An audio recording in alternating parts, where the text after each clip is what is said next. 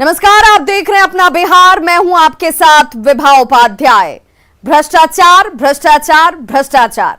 जी, आज बिहार और झारखंड से भ्रष्टाचार की 3 बड़ी खबरें सामने आई। एक आईएएस, एक दारोगा और एक जेल सुपरिटेंडेंट के ठिकानों पर छापेमारी की गई। 3 तस्वीरें आपके टीवी स्क्रीन पर है और हैरान करने वाली बात यह कि तीनों का कनेक्शन मुजफ्फरपुर से है। इसीलिए हम कह रहे हैं कि मुजफ्फरपुर के 3 महाभ्रष्टाचारी। पहली तस्वीर मुजफ्फरपुर में झारखंड की खनन सचिव और तेज तर्रार आईएएस पूजा सिंघल के घर की है, जिसे आप पहली तस्वीर में देख पा रहे होंगे। पहले रांची में उनके ठिकानों पर छापेमारी की गई और फिर ईडी की टीम मुजफ्फरपुर स्थित उनके आवास पर भी छापा मारने के लिए पहुंच गई। वहीं दूसरी तस्वीर मुजफ्फरपुर के रहने वाले दारोगा अवधेश झा के घर की है। पटना बेटा में बतौर थाना प्रभारी तैनात अवधेश कुमार झा के ठिकानों पर ईओयू की टीम ने छापेमारी की दबिश दी, जिसमें 59 लाख के प्लॉट और 25 लाख की इंश्योरेंस पॉलिसी के कागजात बरामद किए गए। वहीं तीसरी और आखिरी तस्वीर जो आपके टीवी स्क्रीन पर इस वक्त नजर आ रही है, ये भी मुजफ्फरपुर की ही है। सहरसा के जेल सुपरिटेंडेंट सुरेश चौधरी के मुजफ्फरपुर स्थित आवास की ये तस्वीर आप टीवी स्क्रीन पर देख रहे हैं, जहां निगरानी की टीम ने आय से अधिक संपत्ति के मामले में छापेमारी की। सहरसा और मुजफ्फरपुर में हुई अब तक की छापेमारी में 11 लाख रुपए कैश और इसके साथ ही साथ लाखों की संपत्ति का पता चला है।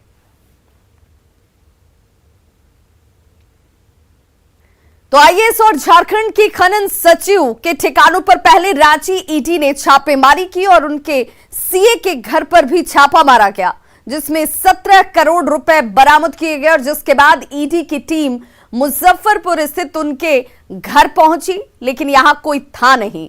लेकिन ईडी की टीम लौट कर वापस नहीं आई, बल्कि मधुबनी से सिंघल के ससुर जो कि डीपीआरओ थे, उन्हें बुलाया जाता है।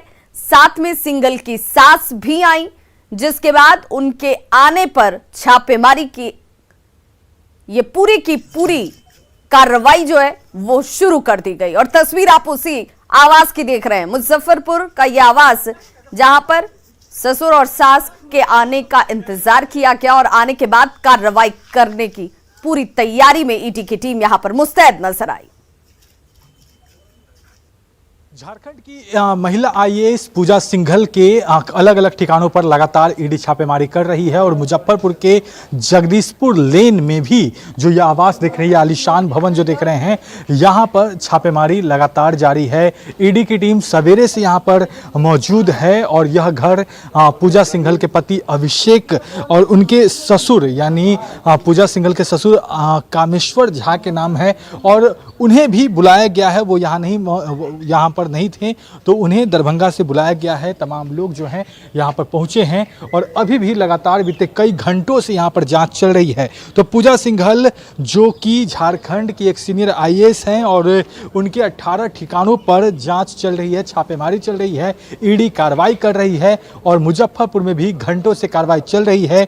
यह घर जो कि हम आपको दिखा रहे हैं, ये कामेश्वर झा उनके नाम घर है और कामेश्वर झा की बहू पूजा सिंघल हैं और कामेश्वर झा यहाँ पर नहीं थे और वो पति पत्नी यहाँ पर नहीं थे। तो ईडी की टीम ने उन्हें बुलाया है, दरभंगा से उन्हें बुलाया गया है और अब उनसे भी लगातार बीते कुछ घंटों से जो है वह पूछताछ चल रही है। तो कई ठिकानों पर लगातार छापेमारी चल रही है और ऐसे में अब तक करोड़ों की संपत्ति की जानकारी मिली है। मुजफ्फरपुर में क्या कुछ मिला है ये भी अब कुछ देर में पता चल जाएगा, लेकिन जिस तरीके से सवाल उठ रहा है, पूजा सिंघल इसको लेकर लगातार निशाने पर रही हैं और ऐसे में अब सवाल उठ रहा है कि मुजफ्फरपुर सहित बाकी अन्य ठिकानों से और कितनी संपत्ति के बारे में पता चलता है। मुजफ्फरपुर से न्यूज़ 18 के लिए प्रियांक सौरभ।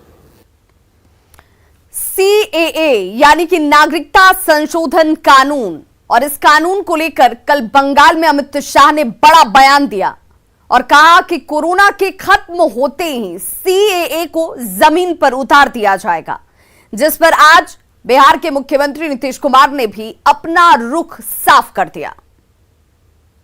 माता की, भारत माता की। बंगाल चुनाव के बाद गुरुवार को पहली बार अमित शाह बंगाल पहुंचे थे, जहां उन्होंने सीएए को लेकर ऐसा बयान दे दिया कि भीषण गर्मी में सियासी तपिश और बढ़ गई।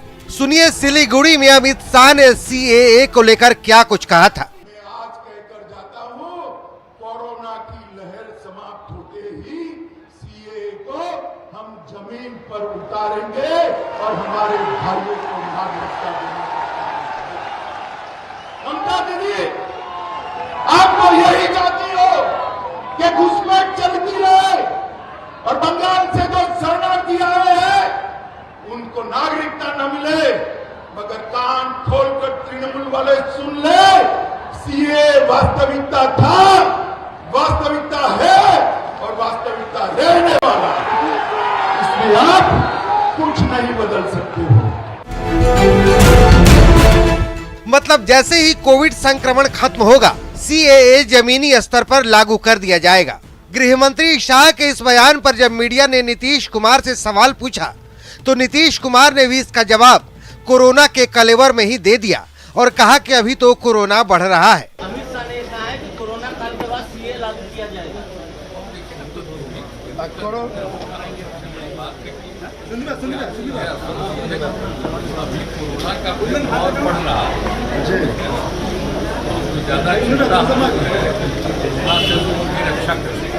मास्क लागू कीजिएगा सर।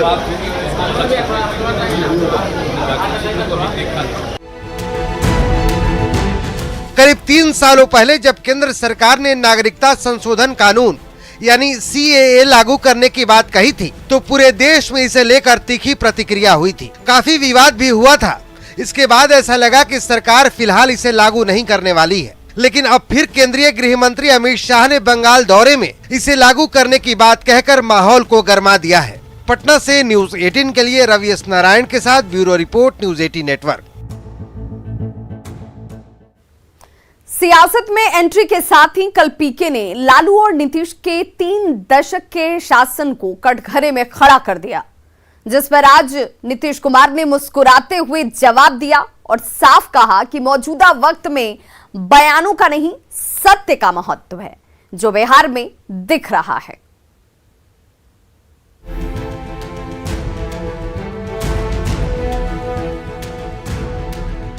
नीतीश जी के काल में आर्थिक विकास हुआ है।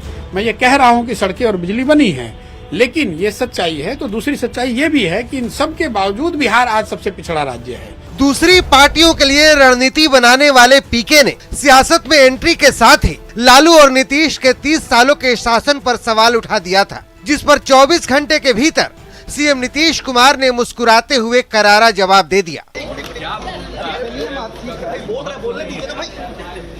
महत्व है सत्य का। अरे भाई बोल रहे हैं, सब जानते हैं कि क्या हुआ है और कितना काम किया गया है। अरे भाई बोल रहे हैं, साइड होइए ना भैया। हम आपसे आग्रह करेंगे कि खड़ी करिए। आपका क्या बोला है उसका हम जवाब दें, लेकिन ये तो आप सब जानते ही हैं, आप ही लोग बता दीजिए, जवाब दे दीजिए। आग्रह करिए। दरअसल पीके आईपैक नाम की संस्था चलाते हैं, तकरीबन सभी बड़े दलों के लिए काम कर चुके हैं, लेकिन अब वो फ्रंट फुट पर सियासी पारी खेलने की तैयारी में है। पीके की पॉलिटिकल एंट्री को बिहार बीजेपी के अध्यक्ष संजय जायसवाल कैसे देखते हैं, जरा वो भी सुन लीजिए। यह एक नया बिजनेस शुरू हुआ है।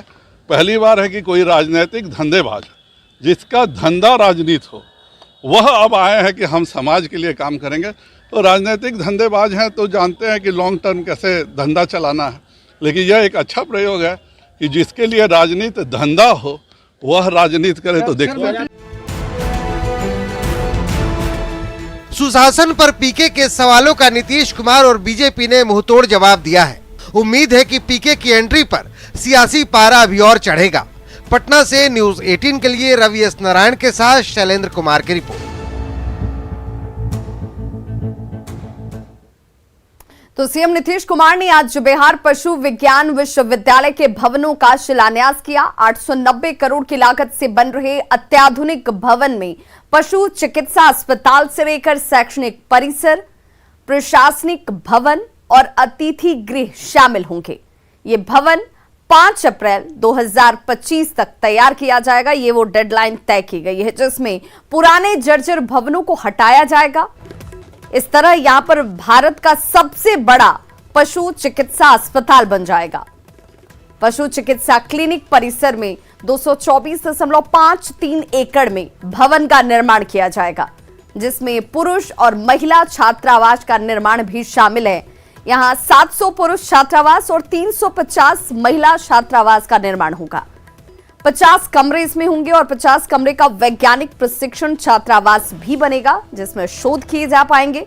इसके साथ ही सेंट्रल पंजीकरण विभाग, सेंट्रल फार्मेसी, एनिमल गायनोकोलॉजी, चिकित्सा और सर्जरी के लिए 3 ओपीडी पशु जो हैं वो निर्माण किए जाएंगे।